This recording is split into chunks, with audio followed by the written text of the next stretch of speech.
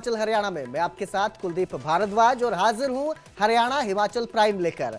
Bulletin की शुरुआत करेंगे निकाय रण के साथ। हरियाणा में 7 निकाय पंचायत उपचुनाव हैं। वोटिंग चल रही है, जारी है। सुबह 8 बजे से वोटिंग हो रही है, मतदान करने लोग पहुंच रहे हैं। पंचकुला, अंबाला, सोनीपत में निकाय चुनाव है और सुबह से ही लाइनों में लोग नजर आ रहे हैं। प्रत्याशियों के लिए वोट किए जा रहे हैं। 614 प्रत्याशियों की किस्मत का आज फैसला होगा। जनता फैसला करेगी। ईवीएम में ये जो फैसला है ये कैद हो जाएगा और 13 मई को निकाय चुनाव के नतीजे सामने आएंगे। नगर निगम चुनाव पंचकुला, अंबाला और सोनीपत में है, जबकि रेवाड़ी में नगर परिषद और उकलाना, धारूहेड़ा और सांपला में नगर पालिका के चुनाव हो रहे हैं। इनके अलावा 2 जिला परिषद सदस्य, 12 ब्लॉक समिति सदस्य और 29 सरपंचों के साथ 485 पंचों के लिए भी वोटिंग हो रही है। हर जगह पुलिस की टीमें तैनात हैं, सुरक्षा के पुख्ता इंतजाम किए गए हैं, ऐसा दावा किया जा रहा है। और जो उपचुनाव हैं, पंचायतों के जो उपचुनाव हैं, उनके नतीजे भी आज ही घोषित कर दिए जाएंगे। शाम 6 बजे तक वोटिंग है, जिसके बाद पंचायत उपचुनावों के नतीजे घोषित कर दिए जाएंगे। जबकि जो निगम के चुनाव है, नगर निगम के चुनाव है, निकाय चुनाव है, उनका नतीजा जो 13 मई को सामने आएगा। आज जो है वोटिंग होगी, मतदान होगा और ईवीएम में जनता का फैसला कैद हो जाएगा।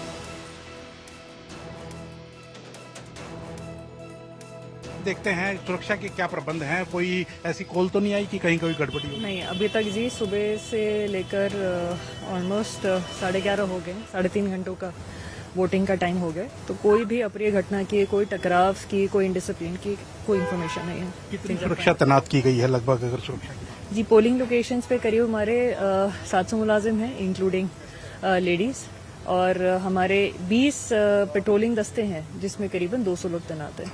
एंड ओवर एंड अबव जो हमारे फ्राइडे से 24 घंटे के नाके एक्टिवेटेड हैं, उसमें हमारे 125 बंदे हैं। कोई देर रात या कभी आज सुबह कोई ऐसे कोई शराब मिली हो, कोई पैसे मिले हो, कोई ऐसी कोई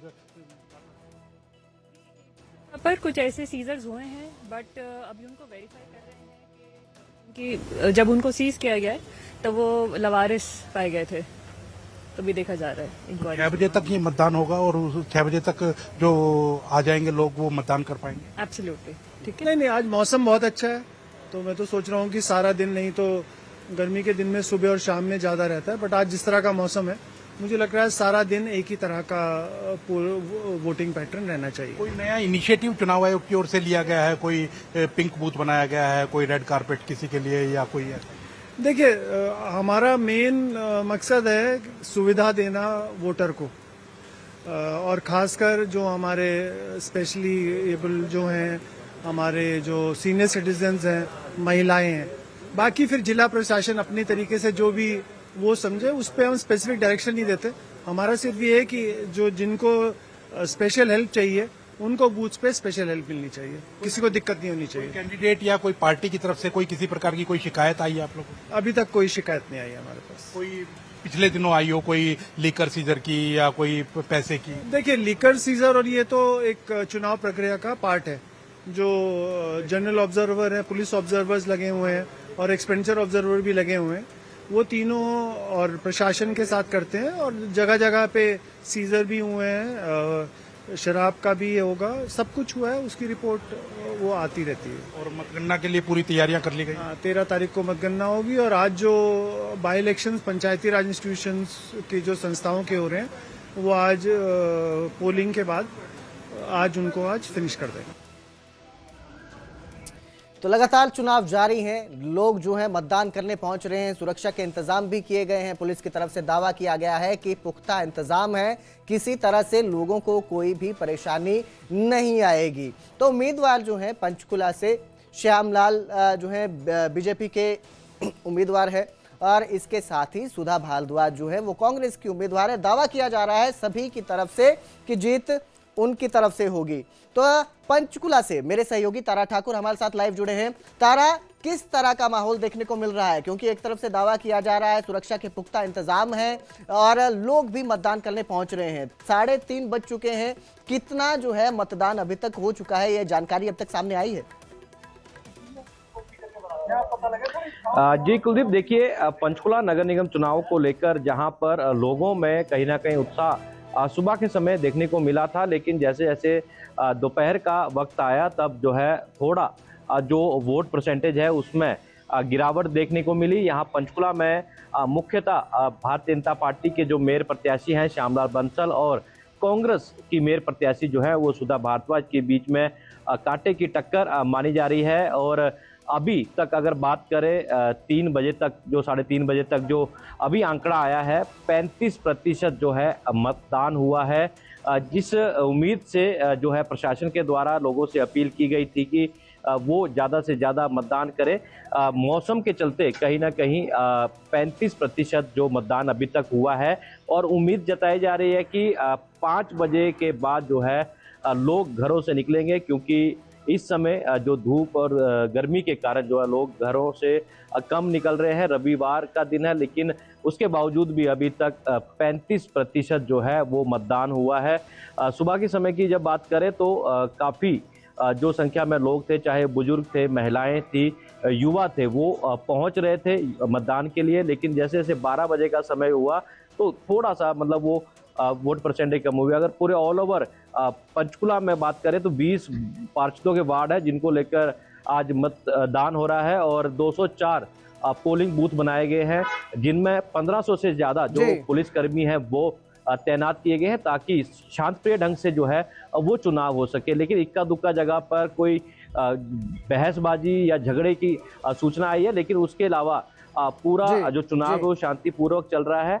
और जो हरियाणा राज्य चुनाव आयुक्त हैं उनके द्वारा भी कई मतदान केंद्रों का दौरा किया गया और उन्होंने कहा कि पंचकुला सहित अन्य स्थानों पर जो नगर निगम और अन्य जो चुनाव चल रहे हैं उसको लेकर कोई ऐसी घटना की सूचना नहीं आई है। सभी जगह पर शांतमय ढंग से जो है वो चुनाव चल रहा है और चुनाव प्रक्रिया का जायजा भी जो है उन्होंने पंचकुला में लिया मतदान केंद्रों में पहुंचकर। जी बिल्कुल, बहुत बहुत शुक्रिया इस तमाम जानकारी के लिए, हमारे साथ जुड़ने के लिए तारा ठाकुर। तो फिलहाल जो है शांत रूप से शांति के साथ चुनाव चल रहे हैं, लोग मतदान करने पहुंच रहे हैं, मतदान कर रहे हैं। हालांकि जो आंकड़ा है वो कम जरूर नजर आ रहा है, लेकिन जिस तरह से गर्मी है, सुबह लोग पहुंचे थे मतदान करने के लिए जल्दी जल्दी और अब शाम तक 6 बजे तक का समय रखा गया है और उम्मीद जताई जा रही है कि लोग इस वक्त वोट डालने पहुंचेंगे।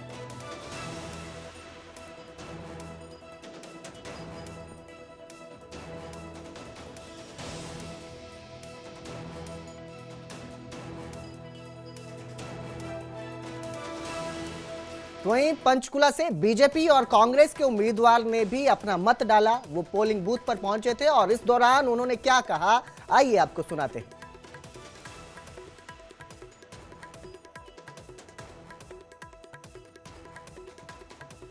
लोकतंत्र की जीत होगी और लोग जो हैं बहुत उत्साहित हैं, बदलाव चाह रहे हैं, क्योंकि उनकी जो मूलभूत सुविधाएं हैं उन पे अटैक हो रहा है, उनको वो ही नहीं मिल पा रही और बहुत सारी समस्याएं हैं जो एज इट इज पड़ी हैं।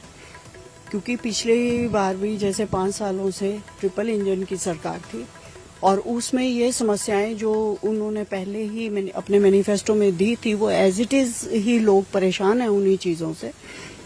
क्योंकि अगर ट्रिपल इंजन की सरकार थी तो विकास के लिए अब आगे बढ़ना चाहिए था, वो खत्म हो जानी चाहिए थी।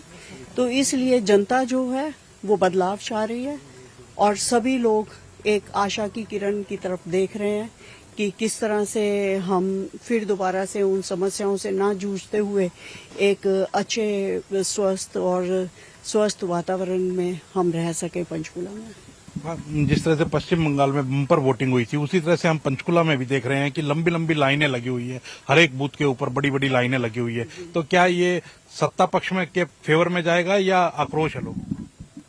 देखिए, लोग जो हैं आप देखते हैं कि इस चुनाव में बहुत उत्साहित हैं, क्योंकि ये उनके अपने जो रूटीन का जीवन है उसको प्रभावित करता है। तो इसलिए वो ज्यादा से ज्यादा वोटिंग भी करेंगे और बदलाव भी लाने की कोशिश करेंगे कि बदलाव आना चाहिए, क्योंकि पहले उन्होंने देख लिया कि कोई बदलाव नहीं आया, तो उसी के ऊपर ही वो वोटिंग करेंगे। तो जनता जो फैसला करेगी वो सबको मंजूर होगा। खुलेगा पोलिंग बूथ और आपको आराम से होगा, उसी टाइम से लोग घरों से निकल के 7 बजे शुरू हो गए और लाइनें लगनी शुरू हो गई। अभी तो आपने शहर देखा, गांव जाकर देखो, गांव में पूरी लाइनें इतनी लंबी हैं कि वो 2 घंटे वेट करने के लिए भी तैयार रहते हैं बड़ी धूप में।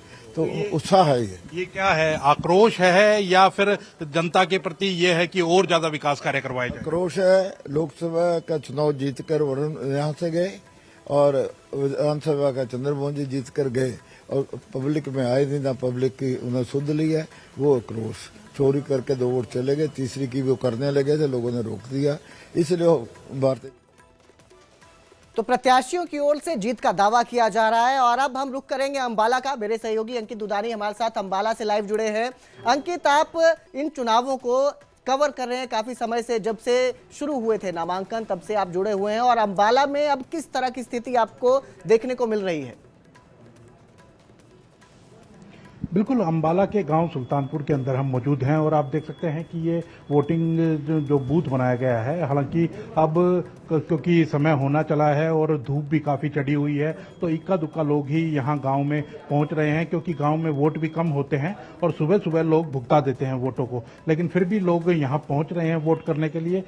ये देखिए कि महिलाएं भी पहुँच रही हैं वोट करने के लिए और लोग भी पहुँच रहे हैं, लेकिन कहीं ना कहीं जो मुकाबला कई ही पार्टी, जो 2 पार्टियां हैं, भारतीय जनता पार्टी और कांग्रेस पार्टी है, और निर्दलीय भी खड़े हैं, उनके बीच में ही नजर आ रहा है। तो कहीं ना कहीं अब देखते हैं कि क्या नतीजे निकल कर के सामने आएंगे। 13 मई को नतीजे आएंगे, लेकिन वोटर्स में काफ़ी उत्साह देखने को मिला। वो चाहे पंचकुला की बात करें, पंचकुला में भी वोटर्स में काफ़ी उत्साह था, और अंबाला की बात करें तो अंबाला में शहर के अंदर काफ़ी उत्साह है वोटर्स के अंदर। लंबी लंबी लाइनें लगी थी वहाँ और वोट कर रहे हैं लोग। जो भी लोग के मन में आता है, जो भी स्थानीय मुद्दे होते हैं, उनको लेकर के लोग वोट करते हुए नजर आते हैं। यहाँ हम सुल्तानपुर गाँव में पहुँचे हैं। यहाँ भी आप देख सकते हैं कि ये जो राजकीय प्राथमिक पाठशाला जो है, उसके अंदर ये बूथ बनाया गया है, और जो कार्यकर्ता हैं अलग अलग पार्टियों के, वो भी बाहर जो एक बूथ लगा करके बैठे हैं, वहाँ भी काफ़ी चहल पहल है। वो चाहे भारतीय जनता पार्टी का हो, कांग्रेस का हो या दूसरी पार्टियों का हो, वो वहाँ भी काफ़ी चहल पहल नजर आती है। तो अब देखना होगा कि जब 13 मई को नतीजे आएंगे तो नतीजों के अंदर क्या निकल करके सामने आता है और किस तरह के नतीजे आते हैं। लेकिन एक छोटी सरकार और शहर की सरकार जिसे कहा जाता है, उसका फैसला होना है। तो 3 जगह नगर निगम में चुनाव हो रहे हैं, 3 जगह नगर पालिका में चुनाव हो रहे हैं, 1 नगर परिषद में चुनाव हो रहे हैं। तो कहीं ना कहीं अब वो सरकार के साथ चलते हुए नजर आते हैं या सरकार को ठेंगा दिखाते हुए नजर आते हैं, वो अभी 13 मई को पता चलेगा कि क्या फैसला आता है। लेकिन जो वोटर्स हैं वो अपने मतदाता जो हैं वो आप मत का प्रयोग जरूर कर रहे हैं। जी बिल्कुल अंकित, आज जो है मतदाता अपना फैसला ईवीएम में बंद करवा रहे हैं, लॉक कर रहे हैं इसे। बहुत बहुत शुक्रिया हमारे साथ जुड़ने के लिए। और जो फैसला है वो 13 तारीख को आएगा, जिससे साफ होगा कि नगर निकाय रण में कौन बाजी मारता है।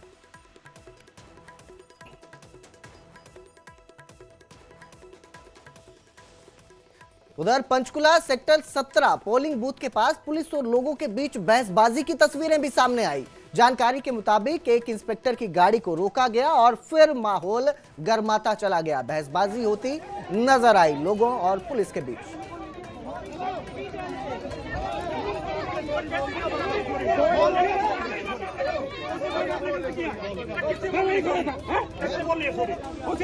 सॉरी बोल दो उससे।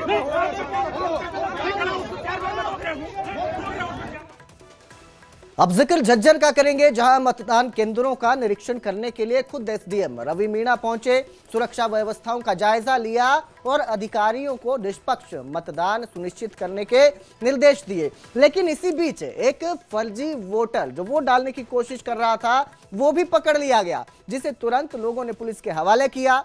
प्रशासन ने साफ कहा कि बोगस वोटिंग या जबरदस्ती करने वालों के खिलाफ सख्त कार्रवाई होगी। तो फर्जी वोटर भी यहां पर एक देखने को मिला, जो कोशिश कर रहा था वोट करने की, लेकिन उसे पकड़ लिया गया और फिर पुलिस के हवाले कर दिया गया।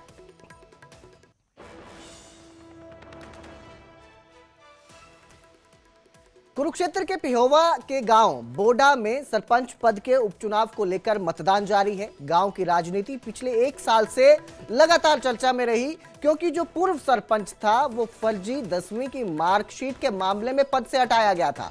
अब गांव में नए सरपंच के चुनाव को लेकर लोगों में खासा उत्साह देखने को मिल रहा है और लोग मतदान करने के लिए केंद्र में पहुंच रहे हैं। गांव बोडा में सरपंच का जो उपचुनाव है और जो पहले वाले सरपंच थे वो डिस्क्वालीफाई हो गए थे। उससे तकरीबन 1 साल से जो कार्यवाहक सरपंच से काम चलाया जा रहा था और आज इसी कड़ी में एक रेगुलर सरपंच को निर्वाचित करने के लिए आज जो है गांव बोडा में उपचुनाव है और इसमें 2 कैंडिडेट हैं जो इसमें प्रतिभागी हैं और आई थिंक प्रशासन ने काफ़ी अच्छा इंतजाम करा है सारी इलेक्शन का और सुरक्षा व्यवस्था का। आप भी देख सकते हैं कि सुबह से लाइनें लग रही हैं, 50% प्लस जो है मतदान हो चुका है और ये इंश्योर करेंगे कि वे फ्री एंड फेयर इलेक्शन हो और मतदान बिल्कुल शांतिपूर्वक तरीके से और जो भी इसका अपना मत का प्रयोग करना चाहे उनको पूरा मौका मिले और एक ट्रांसपेरेंट वे में जो है सरपंच का इलेक्शन हो और गांव को एक प्रॉपर नया सरपंच बने।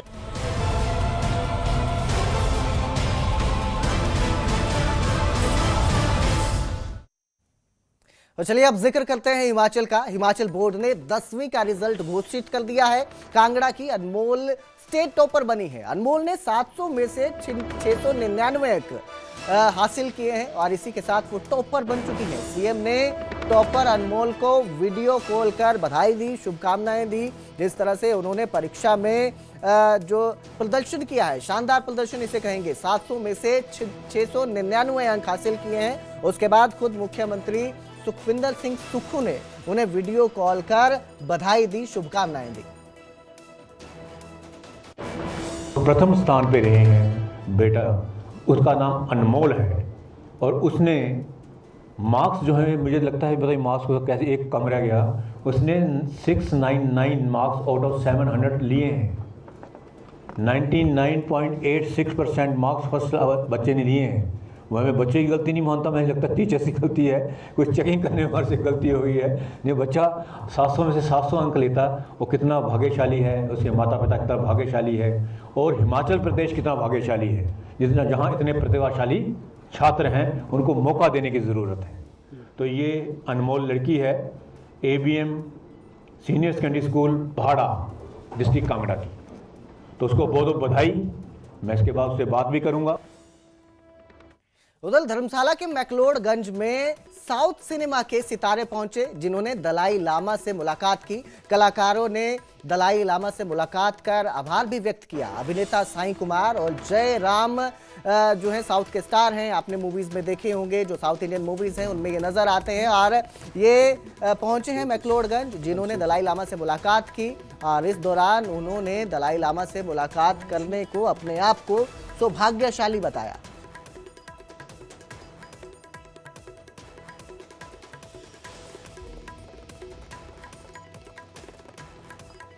हिमाचल कांग्रेस की पूर्व अध्यक्ष और पूर्व सांसद प्रतिभा सिंह ने चुनावी परिणामों को लेकर बड़ा बयान दिया है। प्रतिभा सिंह ने कहा कि पार्टी हाईकमान हर स्तर पर चुनावी प्रदर्शन की समीक्षा करेगा और कमियों पर गंभीरता से विचार किया जाएगा। उन्होंने साफ किया कि कांग्रेस आने वाले नगर निकाय और पंचायत चुनाव पूरी मजबूती और संगठनात्मक ताकत के साथ लड़ेगी। कितना उसमें इनपुट करना है उसके बारे में वो सोच करेंगे और फिर आगे जो कमियां रही है उसको दूर करने का प्रयास। कोई नई बात नहीं है। हर इस कुछ समय के बाद ये चुनाव आते हैं, चाहे वो पंचायत के हैं, BBC के हैं, जिला परिषद के हैं। ये चुनाव सभी के लिए महत्वपूर्ण है। कई लोग हैं जो अपना सपना संजोने के लिए इस इलेक्शन को लड़ते हैं और उसमें जीत हासिल करके आगे बढ़ने का प्रयास करते हैं। मैं सभी जितने भी कैंडिडेट्स हैं सबको बहुत बहुत बधाई देती हूँ। अब जिक्र करेंगे चरखी दादरी के गांव जोजू खुल्द का, जहां उस वक्त माहौल गमगीन हो गया जब तिरंगे में लिपटा शहीद लांस नायक आनंद कुमार का पार्थिव शरीर गांव पहुंचा। जम्मू कश्मीर में प्रशिक्षण के दौरान लांस नायक आनंद कुमार वीर गति को प्राप्त हुए, जिसके बाद सैन्य सम्मान के साथ उन्हें अंतिम विदाई दी गई। भारत माता की जय और शहीद अमर रहे के नारों के बीच हजारों लोगों ने अपने वीर सपूत को नम आंखों से विदा किया। सेना की टुकड़ी ने गार्ड ऑफ ऑनर देकर अंतिम सलामी दी। वहीं शमशान घाट पर मासूम बेटों की ओर से पिता को मुखाग्नि देने का दृश्य हर किसी को भावुक कर गया। स्थायी निवासी हूँ। मेरे गांव से आनंद 5 बहनों में इकलौता भाई था जो कि कल शहीद हो गया था। और मैं भावनापुर से श्रद्धांजलि देने के लिए पूछा हूँ। यहाँ पे विधायक जी और मोहित चौधरी जी यहाँ पे पहुंचे हैं श्रद्धांजलि अर्पित करने के लिए। और मैं यही कहना चाहूँगा, ये वैसे तो गांव के लिए गौरवान्वित बात है और ये वैसे 5 बहनों में इकलौता भाई था जिन्हें देश के लिए अपनी शहादत दी है। मैं उनके चरणों में नमन करता हूँ और इससे हमारे युवाओं को एक प्रेरणा मिलती है, जहाँ देश की बात आए अपनी जान की परवाह न करें। ये लहस नायक थे और इनका एक कैडर होता है जो नायक बनने के लिए इनके करना पड़ता है। ड्यूरिंग ट्रेनिंग ऑन ड्यूटी ये शहीद हुए।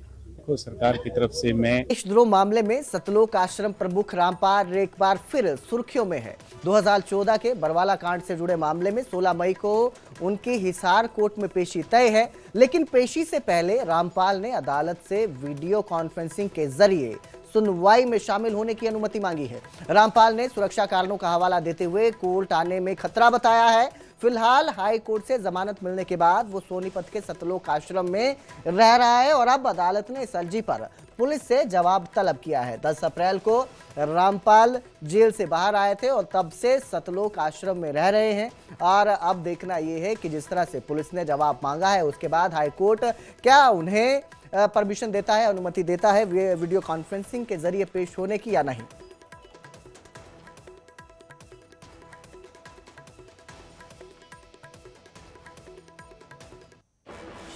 उधर जींद और गोहाना हाईवे पर दर्दनाक सड़क हादसा सामने आया। जींद गोहाना हाईवे है यहाँ जहां पर तेज रफ्तार कैंटर डिवाइडर से टकरा गया और इस हादसे के बाद करीब 40 फीट नीचे जो कैंटर का चालक है वो जाकर गिरता है। तेज रफ्तार में था, इतना जबरदस्त ये हादसा है कि कैंटर के परखच्चे उड़ गए हैं। कैंटर में चालक और परिचालक ही सवार थे, जिन्हें स्थानीय लोगों ने तुरंत एम्बुलेंस की मदद से अस्पताल पहुंचाया।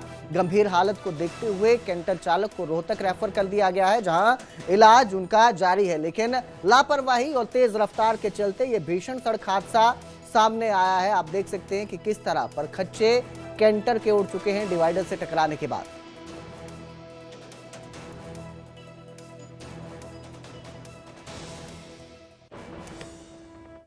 फिलहाल वक्त है एक छोटे से ब्रेक का। ब्रेक के उस पार भी खबरों का सिलसिला इसी तरह जारी रहेगा।